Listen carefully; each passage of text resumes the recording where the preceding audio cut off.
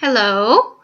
Hopefully you're already subscribed to me or watch these Saradigm videos or other videos that I make already. If not, that's fine. But this is the third video to my Saradigm series. The last two videos were about what I would like to call hot topics. You can go check them out. My playlist is called Sarahdimes, like paradigm shift, but with my name.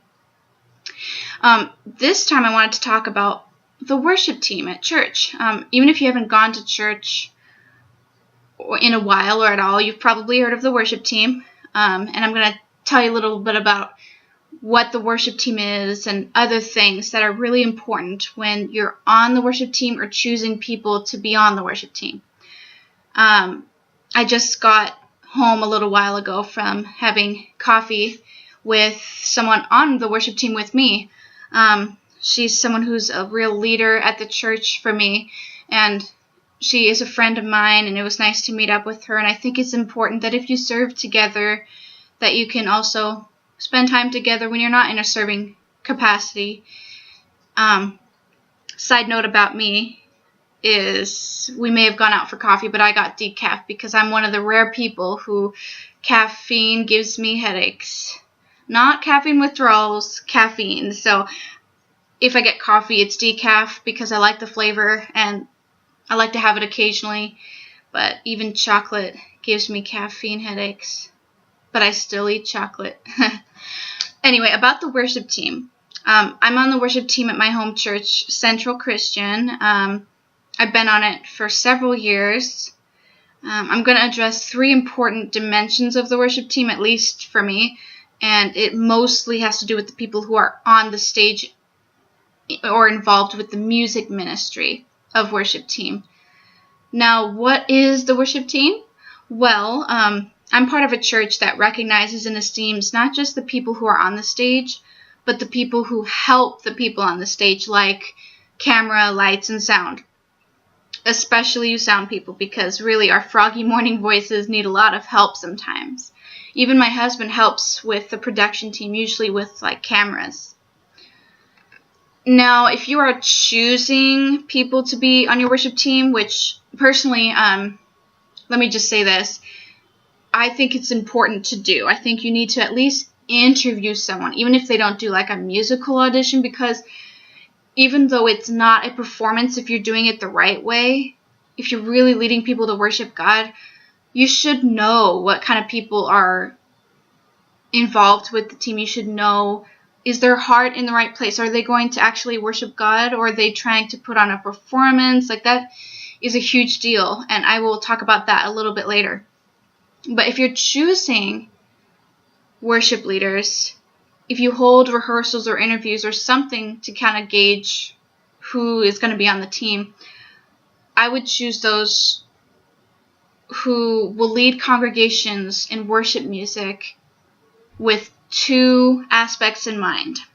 One is they need heart. That's the most important thing. In fact, sometimes it's the only thing you have. If you're a smaller church, or maybe you've done away with choirs and you're going more toward a worship band kind of thing, sometimes all you have is heart, and there aren't a lot of people who sing. Maybe you're a church with 30 people. I've been to churches like that, and you do what you can with what you can, and God will provide, big or small, I don't care. But without the heart, glory may end up being on the leader and not on God. Even if they can sing really well or play an instrument really well, without heart, they probably shouldn't lead the church. Not in that way, at least. And you'll know they have heart because they will tell you that they're worshiping and not performing, and they'll worship the same on the stage and off. That's something that my friend that I met was talking about. When they go through auditions, if the people express in any way that they worship differently on the stage than off, then there might be a red flag. The glory belongs to God, not to the people on the stage. Even if people in the congregation thank them for the beautiful song or think it's about them, it's not. The second thing is they need to be able to sing or play pretty adequately. I don't think they need to be a music major or studied music for 10 years or can play 3 instruments or anything, although that can help. in some church settings, I know that not everyone will have a gift or talent for singing or playing, but if they can carry a decent tune and are willing to learn, they're the right people. But they need heart still. That's still important. I think without heart, I don't care how much you can sing or play, you might struggle with leading your congregation to worship. I'm not saying don't put them on the team, but you might struggle getting into a worship experience, and it might turn into a concert. And we don't want that. I know that you can't really avoid feeling like you're in a concert sometimes when you're in a big church and you have every instrument in a typical band, like a bass, a guitar, piano, drums, 3 singers, which is typically what we have. It can feel like you're putting on a show, at least for the congregation, but that's just the style of music that you choose at your church, and you can still make that worshipful. I think that, this is going way off topic of what I thought I would do, but some people may not know this. In fact, I didn't know this until maybe a few years ago because I hadn't studied the Bible that well, even though I'd grown up in church. But even Lucifer, when he was an angel in heaven, before he was cast down, he was designed to be the worship leader. He had instruments attached to his body, probably every instrument we could think of, and he was supposed to lead the people in heaven to worship God.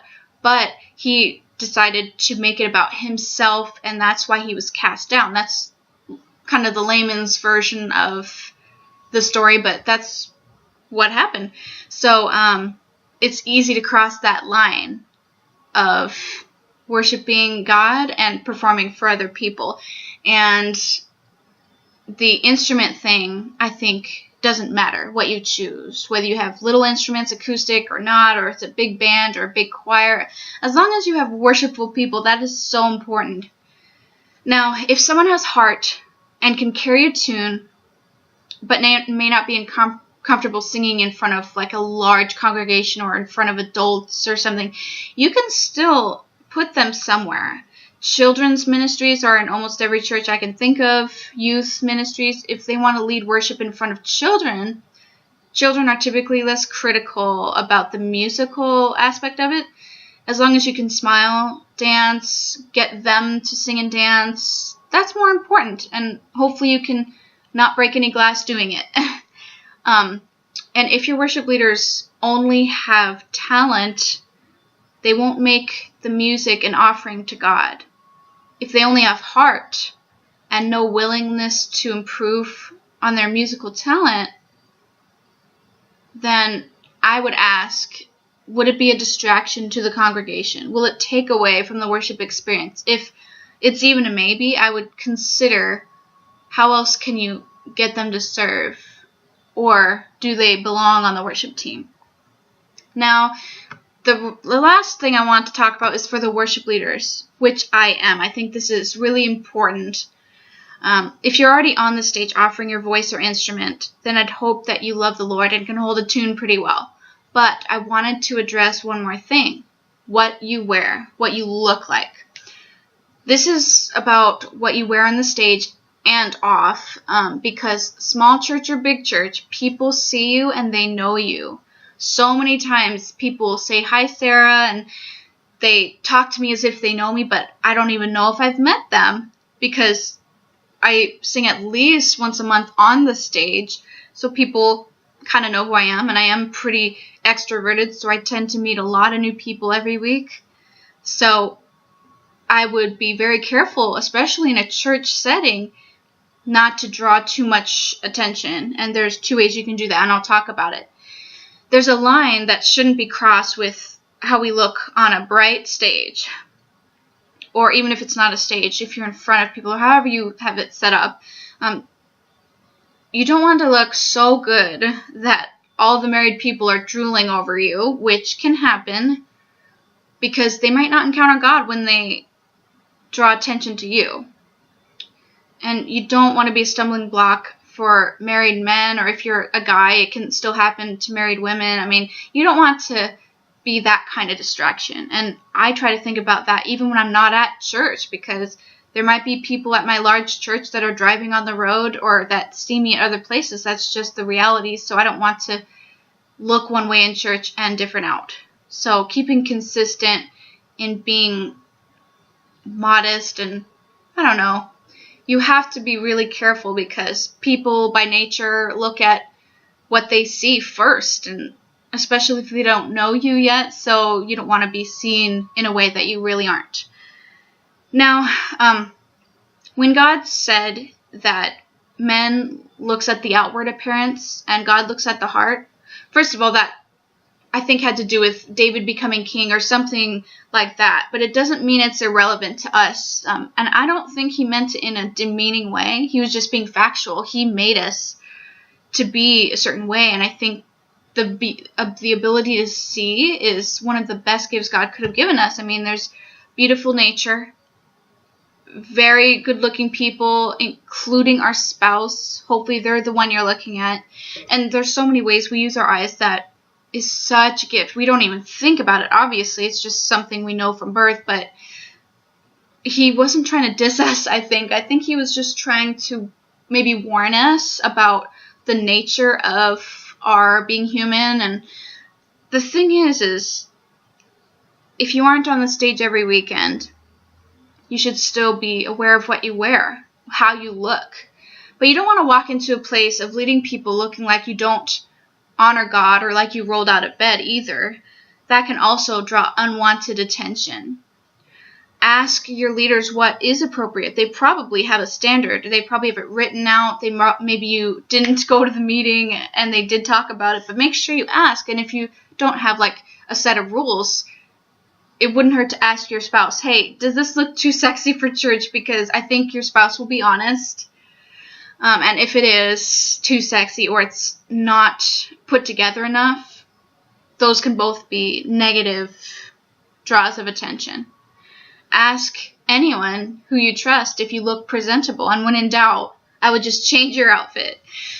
Now, make sure your heart isn't in an outfit. You still need to make sure that you look presentable, but make sure that you are ready to be on the stage spiritually, because it isn't a performance, like I mentioned earlier.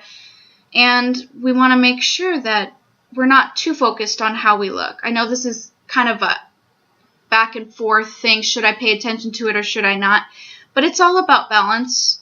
If your heart is in the right place, I think everything else will follow the way it should. I think that once your heart's in the right place, if you think this shirt might draw too low or it might be too bright for the stage or my pants maybe too tight, or, I mean, that's just something with talking to people and getting experience in that it becomes natural. And I think it's very important because you don't want to be a distraction either way.